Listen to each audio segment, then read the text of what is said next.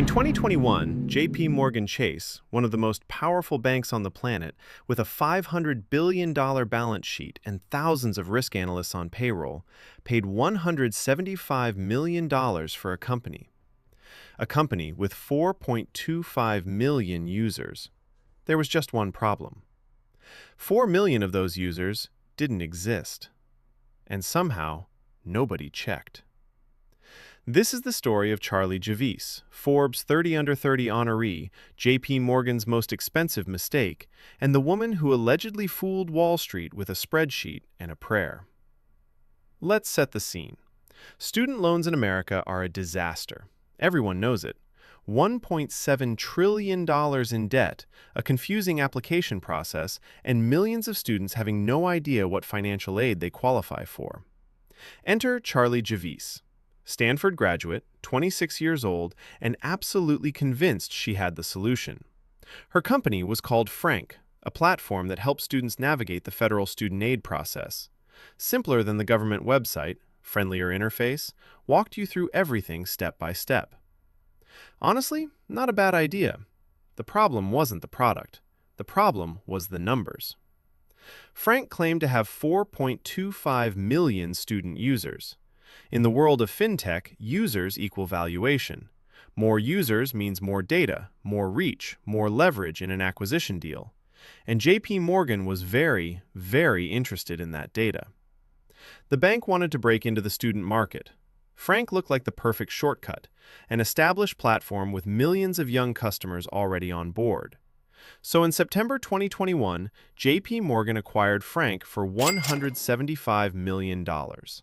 Charlie Javice was 28 years old. She was rich. She was on Forbes. She was invited to ring the NASDAQ bell. Life was good. For about 14 months. Now here's where it gets interesting. And by interesting, I mean deeply, almost impressively suspicious. Because when you actually look at what JP Morgan should have seen before handing over $175 million, the red flags weren't hiding. They were basically wearing a neon sign. Red flag number 1. The traffic didn't add up. Frank claimed 4.25 million users, but independent web traffic data showed the site getting nowhere near the traffic you'd expect from a platform that size. Millions of active students filing financial aid? The servers should have been screaming. They were barely whispering. A quick check on SimilarWeb. That's it. That's all it would have taken. Apparently nobody had a SimilarWeb account at JP Morgan that day. Red flag number 2. She warned them.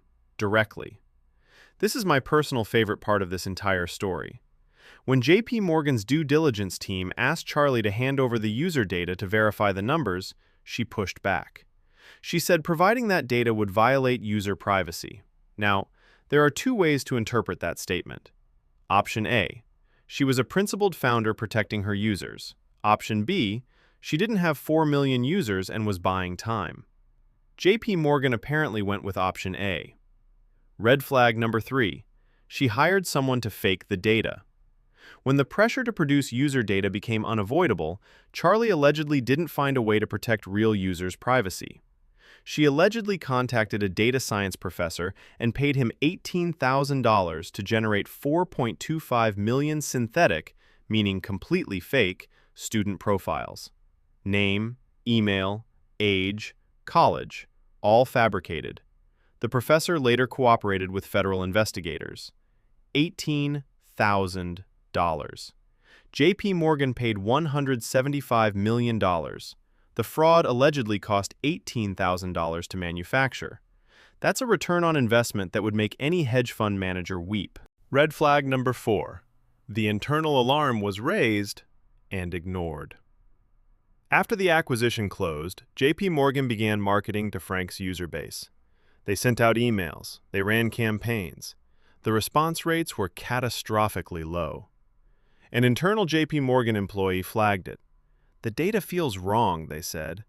These don't look like real users. That flag was raised in early 2022. Charlie Javice wasn't arrested until April 2023. 14 months of someone inside JP Morgan knowing something was off, and the wheels of justice still grinding slowly. Total red flags, 4. By late 2022, JPMorgan had seen enough. They filed a civil lawsuit against Charlie Javice, alleging fraud. Charlie countersued, claiming JPMorgan was trying to avoid paying her the full acquisition bonus she was owed. Then the Department of Justice got involved. Federal prosecutors reviewed the evidence, the synthetic data, the emails, the payments to the data science professor. And in April 2023, Charlie Javice was arrested and charged with multiple counts of fraud. The indictment was detailed. According to prosecutors, she had knowingly misrepresented Frank's user numbers to secure the acquisition, paid to generate fake user data when asked to verify her claims, transferred millions from the acquisition proceeds before the fraud was fully uncovered. Frank, the company that was going to revolutionize student financial aid, was quietly shut down by JPMorgan. The 4.25 million students it was supposedly helping? Most of them never knew Frank existed, because most of them were never real. Charlie Javice pleaded not guilty and went to trial. In 2025, after reviewing the evidence, the fabricated data, the $18,000 payment, the internal emails, the jury found her guilty on multiple counts of fraud and conspiracy. She faced up to 30 years in federal prison.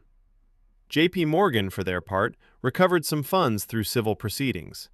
But $175 million is a difficult number to fully claw back.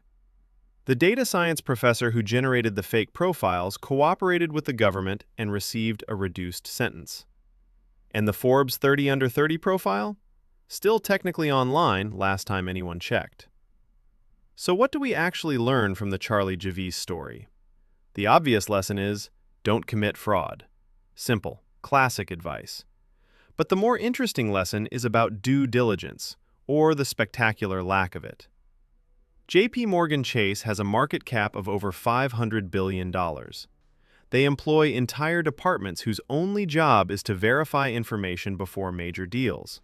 They have lawyers, analysts, data teams, and risk managers whose combined salaries probably exceed the GDP of a small country.